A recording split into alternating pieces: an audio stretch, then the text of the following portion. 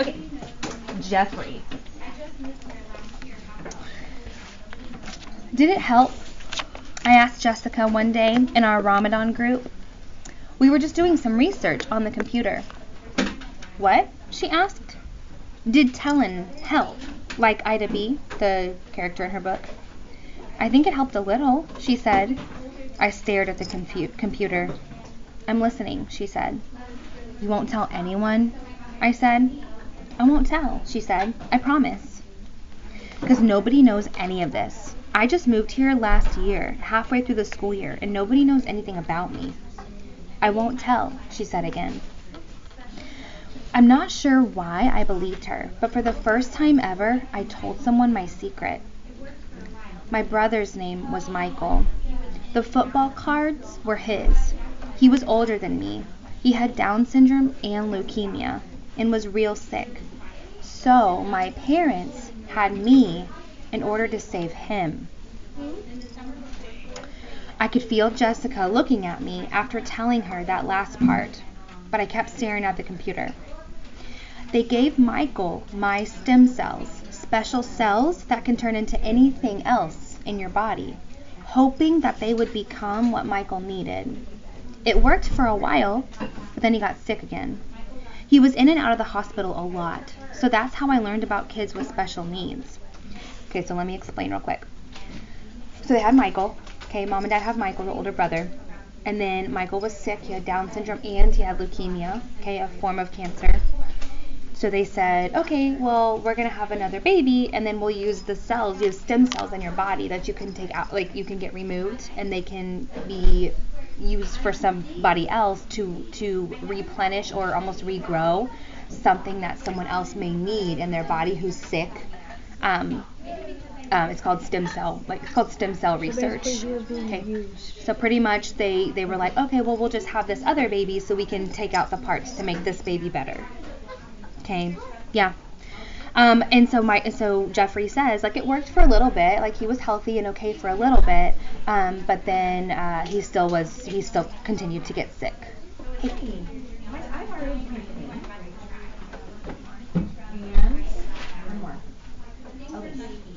Yes.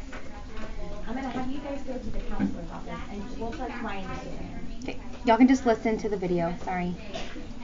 Okay. All right. So there's your explanation. Eyes this way, refocus. This is very important. Jeffrey's big secret. I stopped. The computer was quiet. Jessica hadn't pushed anything on the keyboard. She was listening. Then, the summer before 4th grade, I gave my bone marrow to Michael. It was his last chance. Everything else had failed. Alright, so bone marrow is what is inside your bones. Your bones are not just, it's not like a dog bone, like there's spongy stuff inside your bones. It's a very painful procedure, one that I've never had done. But I know, they have to stick a needle in through your bone somehow and pull out, but it could be life-saving for somebody else, okay? Even if your gums? I stopped again. My throat was tightening around the lump in it. It was going to be hard to tell the rest. What happened? Jessica said. It worked, but not fast enough. Michael got sick before his body could fight the cancer off. I didn't save him. The screensaver bounced around. I stared at it. Then Jessica said something that no one has ever said to me before. It's not your fault, Jeffrey. I got up and walked to the bathroom. I had to. Why? Because He might cry. He's probably very, very upset. Okay, Anna. I never had a teacher stick up for me before. I'd get picked on and made fun of, and my teachers never did anything. Maybe because I never did anything either. I didn't cry or get upset. I just stayed quiet. Maybe it seemed like it didn't bother me, but nobody's got skin that thick. Mr. Terupt did something. I loved him for that. He wasn't real happy about it, though. He wanted us to do the sticking up for each other. I didn't know if I could do that, but with Jessica and Danielle by my side, I knew that I would try. Mr. Terupt was right about that. Things were much easier in our group after the whole Alexia incident. She came back quiet and remained quiet for the rest of the day and every day after that. I knew she was feeling bad. A lot of girls had felt the same way because of her. So, I figured it was only fair, but it bothered me too. Mom has always told me, We don't have enough days to waste being upset or sad. You've got to be happy and have fun, Anna. I think Mom's positive attitude is pretty amazing, especially after all she's been through. And I think she's right. We weren't mean to Alexia, but we left her alone. I hope that she'd be different now that Mr. Terupt held a conference with her. During the time we worked on our center, I found the courage to do something I hadn't ever done before. One day during recess, while doing some stick sketching in the dirt, I took a deep breath and I plunged ahead. Would you guys like to come over to my house for a play date? I asked Jessica and Danielle. Jessica looked up. I'd love to, she said.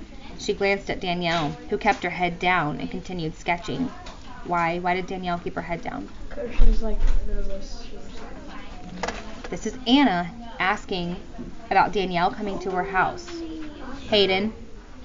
It's because what happened with her and her mom Yeah. and Danielle's parents don't accept it. Yeah. Danielle's parents don't allow her to be friends with her. Okay. Danielle's really good at drawing, so I thought maybe she just wanted to finish her sketch. Snap. Her stick broke in half. But I'll need to check with my mom first, Jessica added.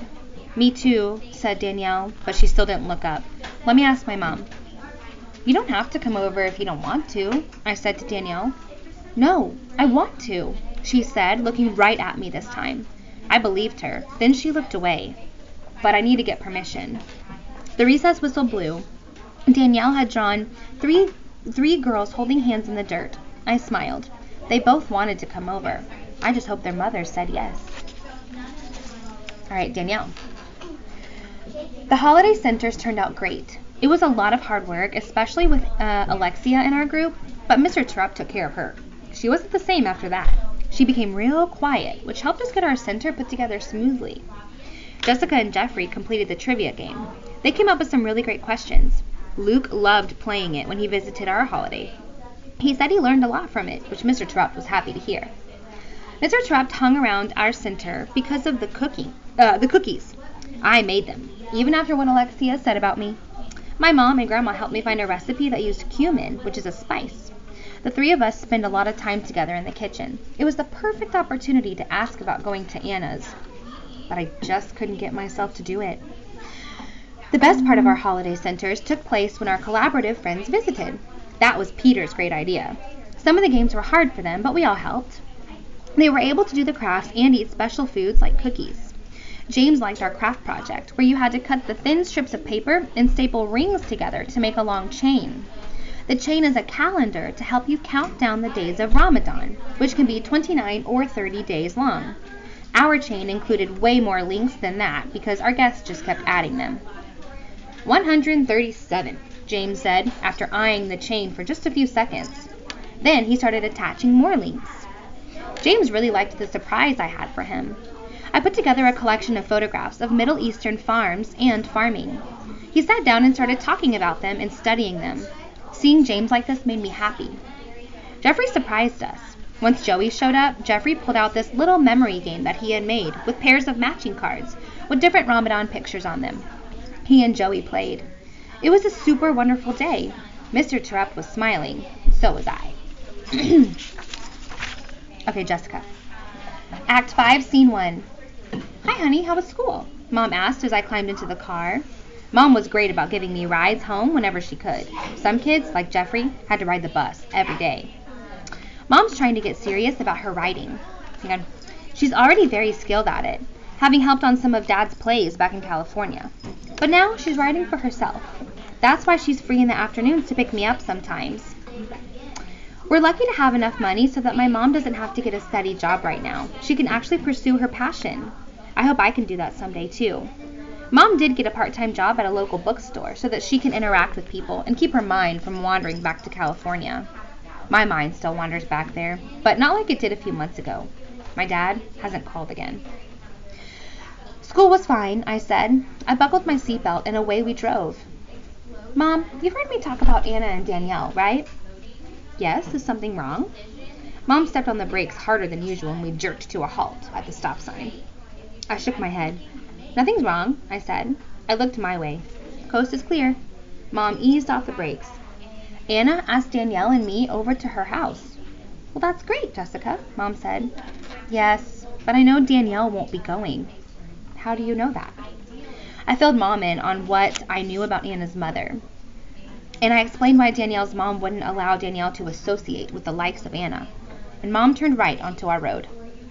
Well, I'm not going to say no, just because Anna's mother made a mistake once. We pulled into our driveway and Mom put the car in park. If Danielle is a nice girl, I bet her mother is too, Mom said. But we'll make up our own minds about what kind of person Anna's mother really is. Dad made a mistake. You didn't want to give him another chance, I said. Your father didn't want another chance, Mom said. He made that clear before we left. She paused. The divorce papers came today. I sat all quiet. Mom's bluntness really zapped me. What does it mean to be blunt?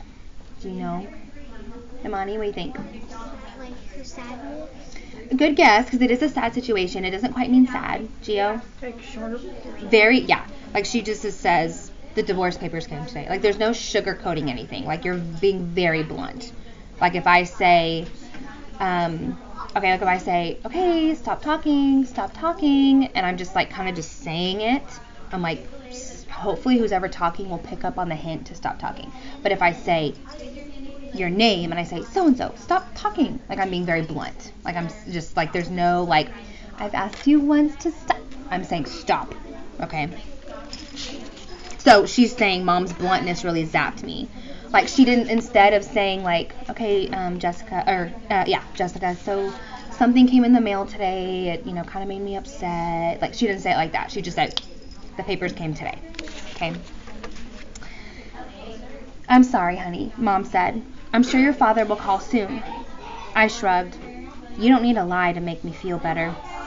Okay, you're right, she sighed. I've always been honest and upfront with you. Another sigh. I don't know if he will call. Okay, and that brings us to January. All right, we've got quite a bit to add. Go to Jeffrey first for sure. Okay, here we go. We wrote Michael. All right, Caleb, who was Michael to Jeffrey? Who was he? But how was he related to Jeffrey? He's his older brother. Okay, well that's what I was asking. His older brother.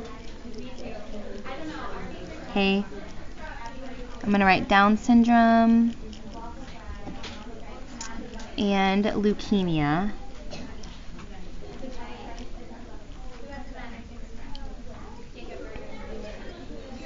Passed away.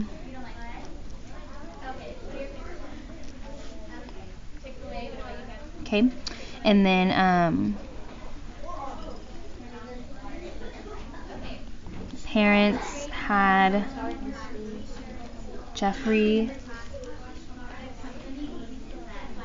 to save him. What did Jessica say to Jeffrey that kind of like shocked him, that no one had ever said to him before? Lucian? She said it's not your fault. Why do you think Jeffrey thinks it's his fault? Maddox? Because he didn't do it soon enough. Maybe he didn't do it soon enough. Imani? His parents depended on him and Michael still died. So he thinks it's his fault. But he's just a kid. Again, okay. Shh. It's not your fault. And that was Jessica. Okay.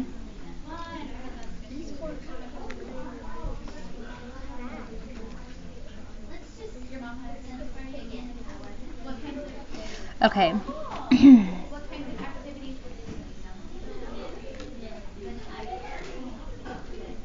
Alright, on Danielle, I'm adding on there, not allowed to be friends with Anna. Because we didn't add that, that's kind of a big deal. And then I'll write, afraid to ask about playdate.